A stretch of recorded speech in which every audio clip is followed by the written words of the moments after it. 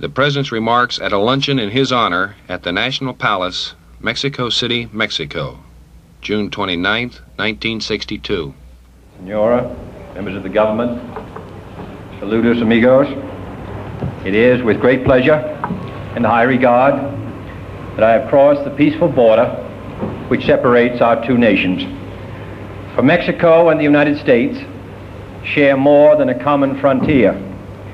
We share a common heritage of revolution, a common dedication to liberty, a common determination to preserve in these great days the blessings of freedom and to extend its fruits to all. While geography has made us neighbors, tradition has made us friends, economics has made us partners, and necessity has made us allies. In a vast alianza para el progreso, those whom nature has so joined together, let no man put asunder. Two great and independent nations, united by hope instead of fear, are bound to have matters on which we must consult together. And we are equally bound to discuss them in a frank and friendly manner, to agree where we can agree, to respect each other's views where we disagree. As co-tenants of the same great continent, we cannot meet our mutual needs in disarray, but working together, we can face the future with confidence, for there is much to be done in that future. We in the United States are committed to a better life for our people. For no nation can seek social justice abroad that does not practice it at home. But now, in addition, the United States of America is committed to help fulfill these goals throughout the Americas, to work together with Mexico and all the other nations of the inter-American system to create a society in which all men have equal access to land, to jobs, and to education.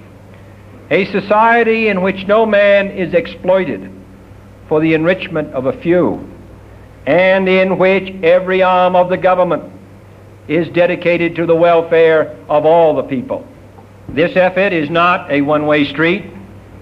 We in the United States have much to learn, as well as something to teach. There are commodities we must buy, as well as sell. There are national burdens to be shared, as well as individual burdens to be lifted. Where obstacles to understanding are existing, they must be shattered on both sides. And so, my friends, I come to speak, as your President said, of what we can do together. Your President and I, your people and mine, are united in our ideals and aspirations for this hemisphere. Together we shall work, and together we can succeed. Permit me now to remind you of a few of these common aspirations. First, we are determined to reinforce the inter-American principle of absolute respect for the sovereignty and independence of every nation. That principle was at the heart of the good neighbor policy, and we remain good neighbors today. That principle is the foundation of our alliance, and we shall always be allies for progress. We recognize the right of every nation to order its own affairs, to formulate its own policies, to decide upon its own actions, subject only to the obligations of international law and the rights of other nations. And all nations who seek forcibly or by subversion to impose their will on any American country will find the free nations of this hemisphere, I am sure, united and determined to preserve the independence of all. Secondly, we are dedicated to the ideal of a peaceful and free hemisphere of free and equal nations. Democracy, said Benito Juarez, is the destiny of humanity. Freedom, its indestructible arm. This was the destiny of the American Revolution, and it is the destiny of the Mexican Revolution. And this destiny will not be achieved in full until the entire Western Hemisphere is a community of free democratic nations committed to the individual freedom of all of their citizens. Third, we are devoted to the increasing social justice of all. National independence, the fact of political freedom, means very little to the man who is not yet independent of poverty and illiteracy and disease. New factories and machinery mean little to the family without a home, to the student without a meal, to the farmer who ever gives up hope of finally owning the land that he tills. If you and I, Mexico and the United States, and our two great nations believing in peaceful revolution, if we believe as we do that social justice can be achieved without the sacrifice of freedom or progress, indeed that economic progress is the handmaiden of political freedom, then we have ample opportunity in this hemisphere to carry out those convictions, to implement those promises. But it will not be easy, for if it were easy, it would have been done long ago. Ending outmoded systems of land tenure, reforming unjust systems of taxation, expanding the opportunities for better housing and better health and better education, where no such opportunities existed before, all this will not be easy. But the Mexican Revolution has helped to show what could be done, that the path of freedom is the path of progress.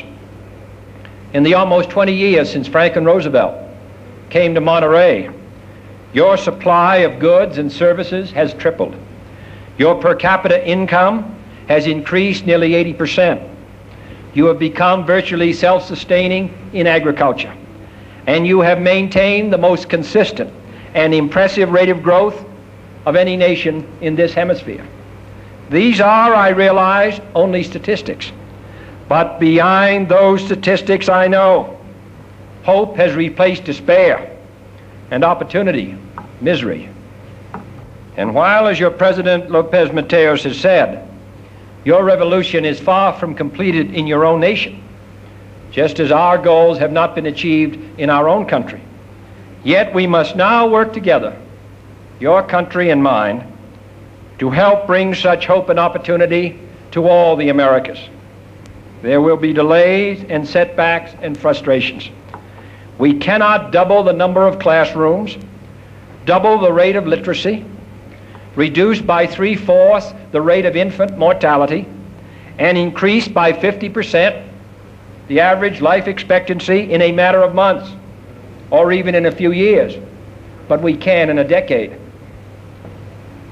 Commodity price agreements are difficult to work out. Power and transportation systems are a long time in building, and basic internal reforms in many countries are certain to be resisted.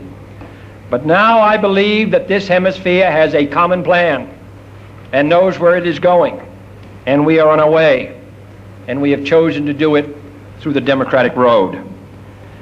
We do not seek to change or direct any nation's political or economic system, but we do seek to assist the Latin American nations to make fundamental changes in the life of the people of Latin America, and thereby to change the course of human history.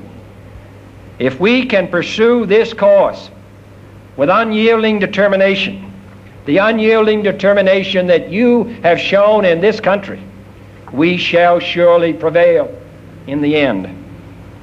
A century ago, President Abraham Lincoln instructed his Secretary of State to tell the people of Mexico, and I quote, of his respect for the heroism of her people, and above all, their inextinguishable love of civil liberty.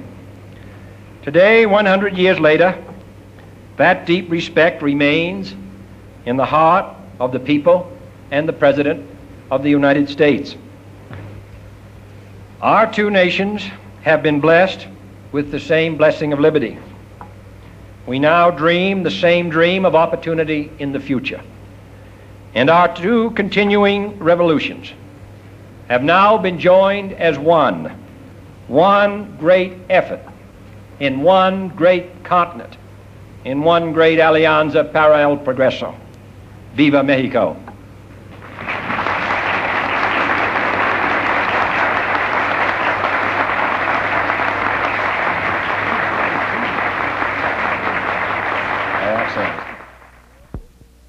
Senors, senoras, if you would join me in drinking to the very good health, the happy life of the people of Mexico, and to the well-being of the President of Mexico and Senor Mateo Lopez. Ladies and gentlemen, Señores, propongo un brindis para